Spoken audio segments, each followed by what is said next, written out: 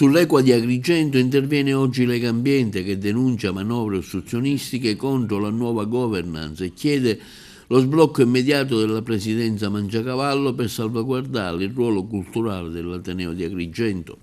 Il presidente Gucciardo dichiara: assistiamo con viva preoccupazione e sconcerto alle esternazioni del consigliere dimissionario di Equa, professor Giovanni Ruvolo, anche per il ruolo che Legambiente ha svolto e intende svolgere a supporto e quale partner dell'Università Agrigentina.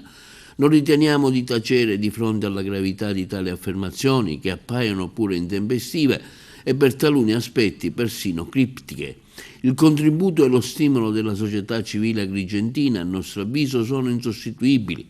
Al Consorzio Universitario Empedocle va restituito con urgenza e in pieno il ruolo di punto di riferimento concreto per la crescita del territorio, non solo per la somministrazione dei percorsi formativi, ma quale caposaldo della vita culturale di questa parte di Sicilia.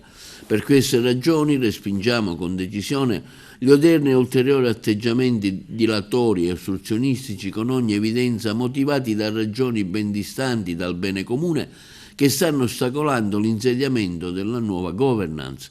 Intendiamo pertanto, afferma Gucciardo di Legambiente, fare la nostra parte di cittadini e intanto auspichiamo l'immediato insediamento del presidente designato dalla regione siciliana, onorevole Antonino Mangiacavallo, perché il futuro del consorzio e del nostro territorio merita la responsabilità, la visione e la collaborazione di ciascun agrigentino.